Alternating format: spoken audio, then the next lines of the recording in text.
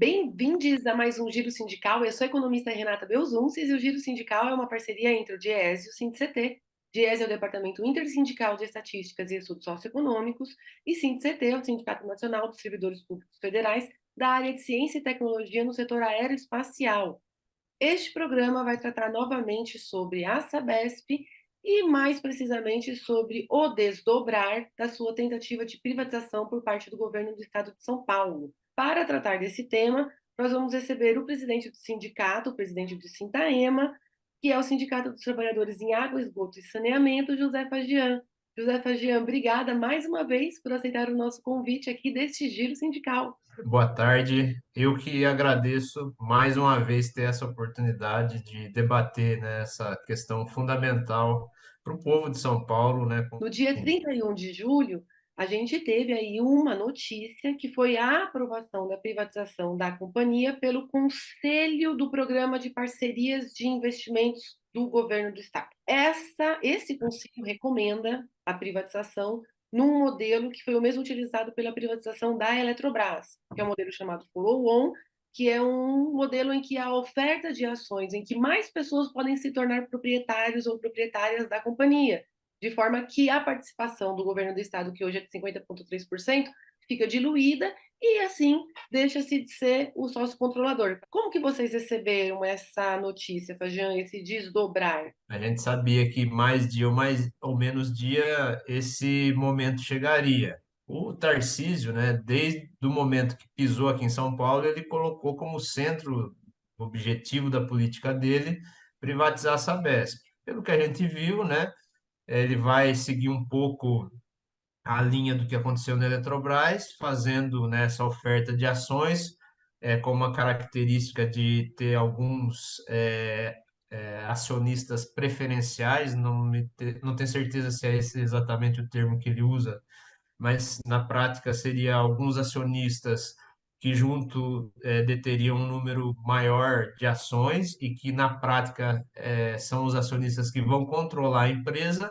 O Estado permanece com uma participação ainda na empresa, né, mas como um acionista minoritário, mantendo ali algo em torno de 20% das ações, mas não se sabe ainda nem se vai se ter a figura da Golden Share, né, que é aquela ação preferencial que garante ao governo, né, ou ao acionista que a detém, né, o poder de veto em algumas situações, né? Se for olhar do ponto de vista do capital, vai gastar menos, né? Porque vai poder controlar a empresa e não vai precisar comprar a empresa inteira, né? Basta ali ter um percentual menor das ações e vai ganhar, né? Vai receber o controle da empresa. Parece que dentro do projeto a única coisa que eles não indicam é aquela aberração lá que aconteceu, que na Eletrobras o governo ainda detém 43% das ações e vota como se tivesse 10.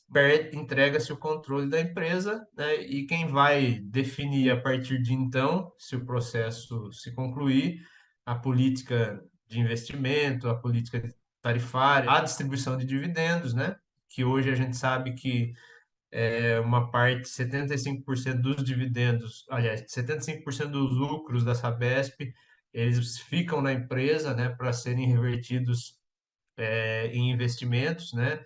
Apenas 25%, que é o mínimo exigido pela legislação, são distribuídos na forma de dividendos, e ainda assim metade disso vai para o governo do estado, que é o acionista majoritário, né? Lógico, cada vez a gente vai ficando mais apreensivo, recebe essa notícia, né, com preocupação, sem novidade, mas com preocupação, e do lado positivo, acho que isso coloca mais pressão, né, na gente para poder, né, intensificar ainda mais a luta.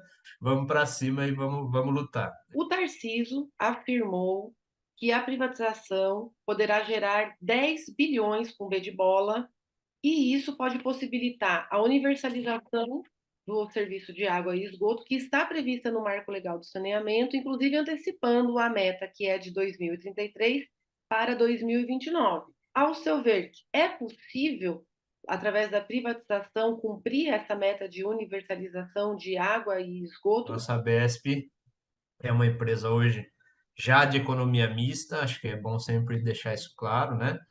que o governo ele tem 50,3% das ações e as outras 49,7% já estão na mão da iniciativa privada, mas quem dirige a empresa é o Estado e, além disso, ela ainda mantém, né, características jurídicas de uma empresa pública.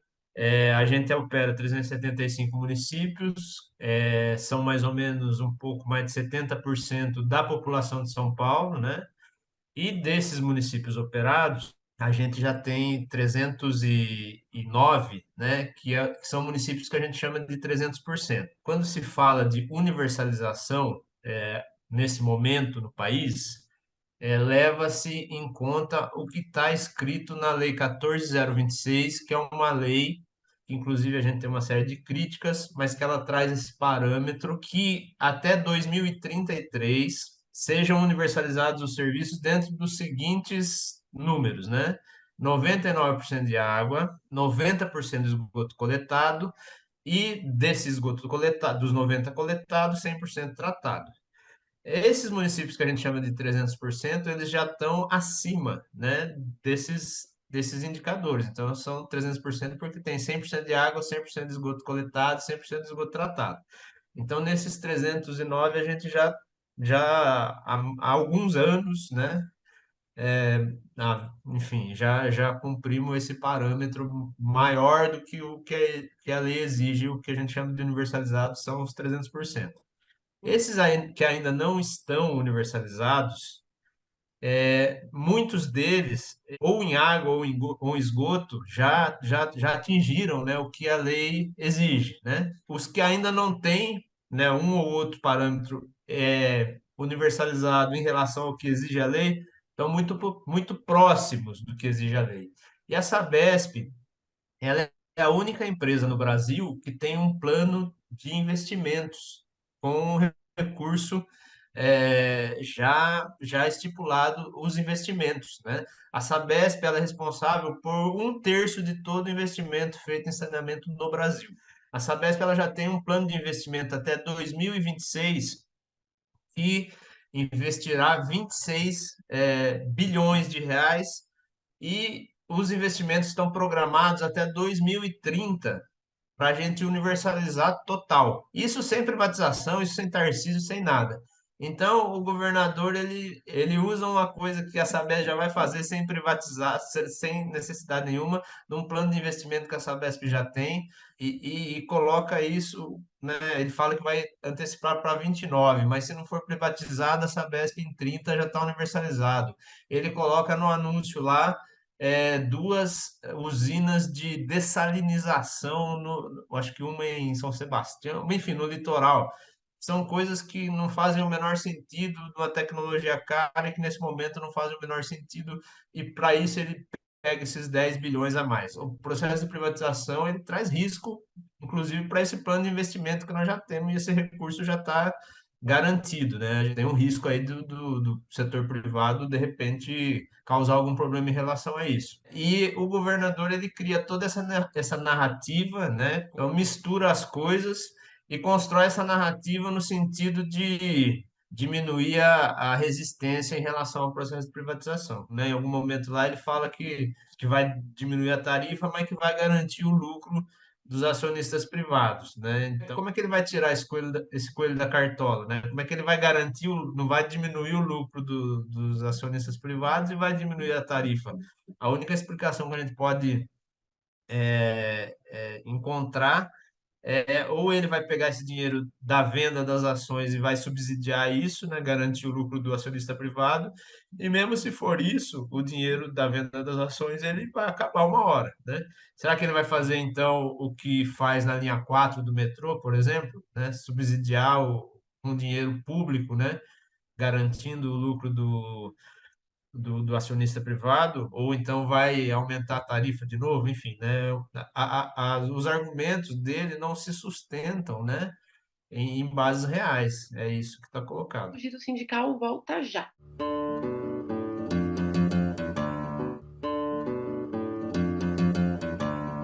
Giro Sindical está de volta e este programa recebe o presidente do Sintaema, o José Fagian, falando sobre a privatização, a tentativa de privatização da Sabesp. Como é que o governador promete que a privatização reduz a tarifa, ao mesmo tempo aumenta a oferta de serviços da companhia e garante o lucro privado?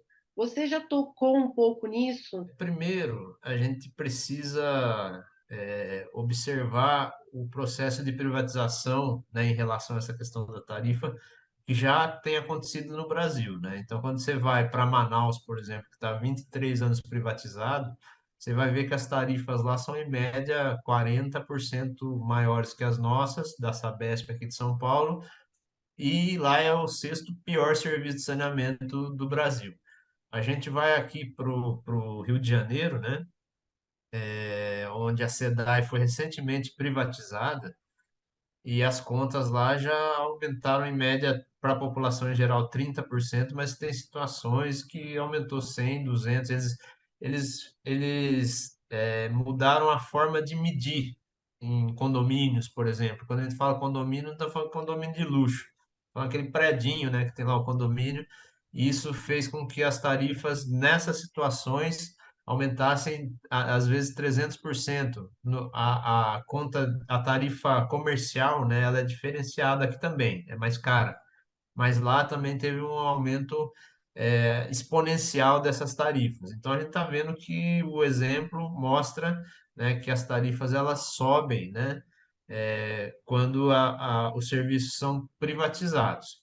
Principalmente se a gente comparar, por exemplo, com a tarifa de energia ou a tarifa de telefonia, né? A Sabesp hoje ela é uma tarifa adequada, né, pelo serviço que a gente entrega. Hoje a gente, se você ver quanto custa uma garrafa d'água, é o que a gente provavelmente R$ 5, R$ 6, o que o consumidor numa tarifa até 10 mil, num consumo até 10 mil litros d'água, vai pagar por 1.000 litros d'água que a gente paga numa garrafinha no mercado, né? Então, é um serviço que tem uma tarifa adequada, e que com certeza, né, dentro dessa lógica de maximizar o lucro, ela vai ser alterada. Uma empresa de economia mista, como tem acionistas privados, ela tem uma parcela que remunera esse capital e que gera lucro, né? Mas, por outro lado, a maior parte, né, 75% do que é lucro,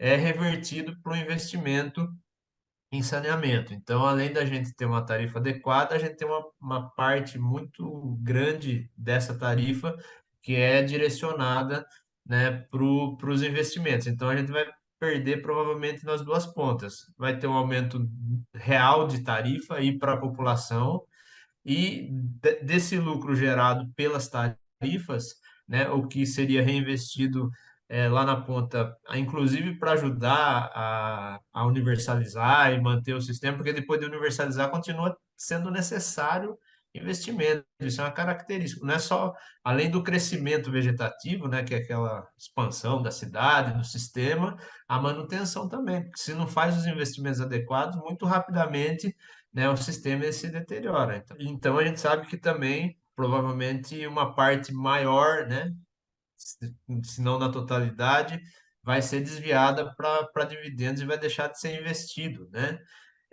E mesmo que isso não seja, que o investimento seja feito através de outras formas de financiamento, isso de novo é um sistema que se retroalimenta, né? Supondo que se mantenha um volume de investimentos. Você tira a parcela que vem do lucro e distribui no dividendo. Você vai ter que pegar essa parcela em outro lugar. Essa parcela que você vai pagar, você vai pegar um financiamento e vai pagar juros, e isso vai encarecer ainda mais o sistema. E por fim, uma das coisas que eu acho que é mais preocupantes, né, são as tarifas que a gente chama de tarifas subsidiadas, né? Hoje a gente tem dois tipos de tarifas na Sabesp que são subsidiadas, que é a tarifa vulnerável e a tarifa social. A tarifa vulnerável, R$ 8 de água e R$ 8 de esgoto, R$ 16 por mês, a família ela é atendida com 10 mil litros d'água para poder usar e mais o esgotamento sanitário. E a tarifa social é um pouquinho mais caro, mas algo em torno de R$ 30 essa família tem aí acesso essa quantidade de água para poder usar durante o mês, né? São Paulo, a cidade de São Paulo, ela tem hoje 4.600.000 ligações de água, algo em torno disso. A capital ela é responsável por 46,5% do faturamento da Sabesp. E desses 4,6 milhões de ligações que a gente tem, 11% são ligações subsidiadas. Mais de 450.000 famílias, só na cidade de São Paulo, recebem esse tipo de tarifa subsidiado. Isso faz parte do papel social que a Sabesp tem, e é isso mesmo. É para isso que a gente tem empresa pública, né? Não é para dar lucro, é para atender a população e levar um serviço de saúde, no caso, né? Quando a gente vai para municípios do Vale do Ribeira, esse número esse percentual de subsídio nas ligações, nas economias, ele é maior, chega às vezes a mais de 20% do município, são regiões muito pobres, né? Então a gente sabe que isso também vai ser atingido, né, no processo de privatização. Última coisa que também é importante, né, a população saber é que a Sabesp, por ser uma empresa pública, por ter esse papel social e por ter como principal objetivo fazer saneamento e não ter lucro, ela tem uma política que a gente chama de política de subsídio cruzado, né? Porque poucos municípios, isso no mundo inteiro, no serviço de saneamento são lucrativos, né? Então, a maioria, né, dos 375, sem nenhum medo de errar, eu posso te dizer que 50 são lucrativos e estou exagerando. Os outros 300 e pouco aí são deficitários, né? Então, o que que a Sabesp faz? Ela pega, né, recursos da onde tem lucro dentro desses números que eu já passei para você e investe, e isso possibilita que a gente faça saneamento em todos esses outros municípios do estado, né? Então, isso também ou vai ser diminuído ou vai ser perdido dentro desse processo de privatização. Segundo uma pesquisa do Instituto Transnacional, cuja sede é na Holanda, entre os anos de 2000 e 2019, 312 cidades em 37 países, inclusive países ricos e cidades também ricas, reestatizaram o serviço de água. É importante a gente mencionar o período passado aí, né, dos últimos anos, né? E a gente viu se desenvolver no nosso país a retomada de um processo, né, que começou lá com o FHC, de privatizações, de aplicação, né, radical do projeto neoliberal do Estado mínimo, e o saneamento nesse período ele passou a ser a bola da vez, né, para ser privatizado. Inclusive essa legislação que eu mencionei no começo da nossa conversa, né, a Lei 14.026, que muita gente fala errado, né? Inclusive eu vejo na grande imprensa o novo marco regulatório, isso está errado, né? O marco regulatório de saneamento é a Lei 11.445 de 2007, que continua existindo. A 14.026 ela vem modificar alguns pontos do marco regulatório no sentido de facilitar, né, a entrega do processo de privatizar o saneamento no Brasil, né? Então, realmente o país todo ele está na contramão, né, da história. Então, a gente viu a SEDAI aqui no Rio, a Corsan no Rio Grande do Sul, que eu estava agora recentemente lendo algumas coisas lá já foi leiloado, mas agora o Tribunal de Contas está encontrando uma série de irregularidades, como é comum, né, no processo de privatização. Aqui a gente também deve encontrar, né, a gente está vendo aí a própria contratação dessa empresa, dessa consultoria IFC, que foi contratada pelo governo do estado por 44 milhões de reais, sem licitação e com um agravante, né? Porque a IFC e o Banco Mundial são subsidiários de empréstimos bilionários para a Sabesp, enfim, tem um conflito de interesse gigantesco que daqui a pouco a gente vai provavelmente começar a ver ser desvelado, né? Essas questões, mas enfim, né? Então você vê todo o processo de privatização que vai se intensificando nesses últimos anos, né? Muito dentro de um projeto maior e facilitado por essas mudanças na legislação, então a gente está na contramão do que acontece no mundo, que é justamente um pouco isso que você já falou, né? A gente tem um processo de reestatização de empresas e de serviços, na verdade, né, de saneamento que foram é, privatizados por uma série de motivos e esses que a gente cita toda hora aqui, né? A questão do aumento da tarifa, a questão da piora da qualidade do serviço decorrente dos investimentos que não são feitos, né? Do não cumprimento dos contratos, né? Essa Sabesp aqui no Brasil é a grande cereja do bolo, né? Porque ela é ainda a terceira maior empresa de saneamento no mundo, é a maior da América Latina, uma empresa lucrativa, né? Deu 3,12 bilhões de lucro no último ano. É mesmo nos momentos de crise hídrica e nos anos de pandemia, mesmo a Sabesp concedendo, né, bônus que na prática é abrir mão, né, da sua lucratividade, né? Você veja, por exemplo, o setor elétrico, quando tem algum problema de geração, por motivo que seja, o que acontece? A conta ela vai para a faixa amarela, para a faixa vermelha, ou seja, fica mais caro, né? Você paga mais caro na energia quando tem esse processo de racionamento.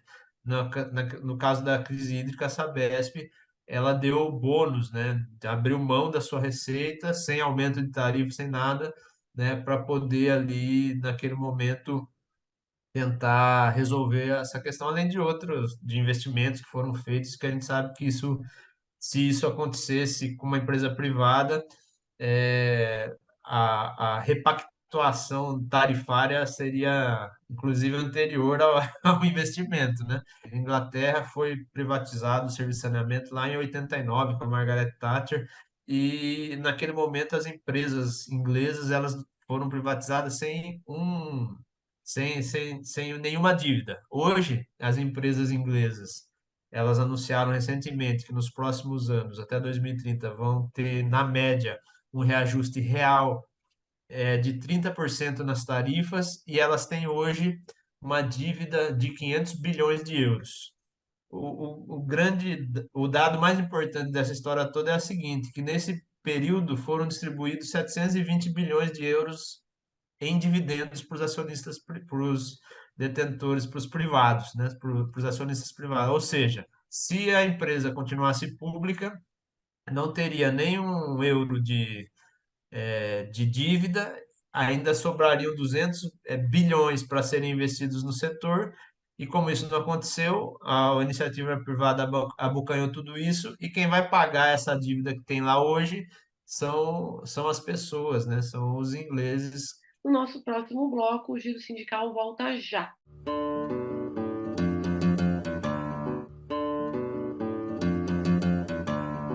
O Giro Sindical está de volta e este programa recebe o presidente do Sintaema, José Fagian, conversando aqui conosco sobre a possibilidade, a intenção do governo Tarcísio de privatizar a Sabesp. Como a gente está num momento diferente, desde que o governo Lula tomou posse, a gente tem possibilidades de reverter o que a atualização do marco regulatório colocou de inapropriado na visão dos sindicatos e dos trabalhadores? Infelizmente, a correlação de força ainda, né, quando a gente olha para Brasília, não permite, né, que a gente faça essa mudança que é a que a gente quer. A atual legislatura ela chega a ser até mais conservadora do que a anterior. A gente tem um governo hoje de coalizão, né? Então isso gera alguns limites. E em relação especificamente ao saneamento, isso foi demonstrado recentemente, né? O presidente Lula editou lá duas medidas provisórias, né? Aliás, dois decretos, né? Dois decretos que foram rapidamente muito atacados, inclusive usando lá a figura do PDL, né, que é o projeto de decreto legislativo, para derrubar os decretos do executivo assinados pelo presidente, que tratavam dessa questão da legislação da 14026, na prática corrigindo alguns erros que foram feitos e criando um processo de transição. Isso gerou uma grande luta lá em Brasília para o governo teve que fazer um movimento, foi derrotado no Congresso, né? Estava para ser votado no Senado os dois decretos, houve lá toda uma articulação, retirou-se os decretos do Executivo e colocou-se outros decretos, né? E aí os PDLs perderam o efeito, mas enfim, né? Então, bastante difícil, mas a gente tem expectativa, né, que algumas coisas possam mudar. Por exemplo, né, e aí já também em relação ao que tem acontecido no processo de privatização, a gente tem visto que as privatizações elas não trazem dinheiro novo e nem dinheiro privado, né? A gente viu na SEDAI recentemente dinheiro de coisa que já estava acertada no governo passado, né? 18 bilhões de reais do BNDES, né, para o pro processo de privatização lá na SEDAI, né? Então, o governo nosso, a gente entende que é importante que o BNDES não financie privatizações, né? Se o setor privado quer vir, que venha e traga dinheiro, né? E aí só mais um detalhe, né? O setor privado, ele nunca foi excluído da participação no setor de saneamento, né? Então, a 11.445 ela traz a figura do contrato de programa, né, que dispensa a licitação e que foi atacado pela 14026, foi extinto pela 14026, mas ele já previa, né, a participação do setor privado. O poder concedente de saneamento ele é municipal, então o prefeito ele podia operar diretamente o serviço, criar uma empresa municipal, uma autarquia, ele podia fazer o contrato de programa com uma empresa pública, contrato de programa na prática é uma parceria público-público, né? Então, com uma empresa pública municipal vizinha ou com uma empresa pública do estado, como é o caso da Sabesp, ou ele podia licitar e a iniciativa privada participar tranquilamente. Então, isso não foi já existia a participação, né, do setor privado, mas a lei ela veio justamente para tirar o setor, principalmente o modelo de empresa estadual, né, do cenário, né? A mudança na legislação ela veio para possibilitar que o setor privado abocanhasse justamente o que a gente chama de filé mignon, né, que são as empresas e os lugares onde os serviços já estão mais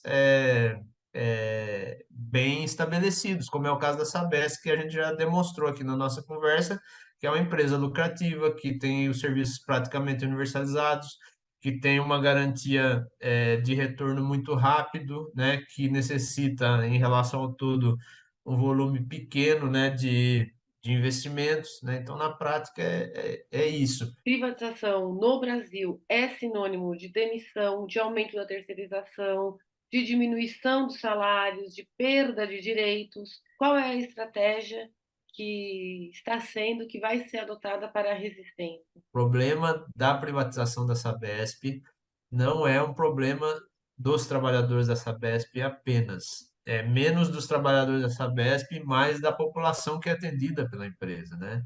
E a gente só vai conseguir derrotar o processo de privatização se a gente convencer a população disso, se a gente ganhar o apoio popular. Inclusive, a Sabesp, por ser uma empresa bem avaliada, já tem um pouco isso, né? Então, recentemente, de forma espontânea, uma pesquisa da Folha apontou que 53% da população de São Paulo são contrários à privatização da Sabesp, né? Então, a nossa estratégia é, em primeiro lugar, conversar com os movimentos sociais, conversar, né, com a sociedade civil organizada, conversar com os movimentos de bairro, conversar com as outras categorias, com o movimento sindical, para mostrar e convencer a população de que não se deve privatizar a Sabesp.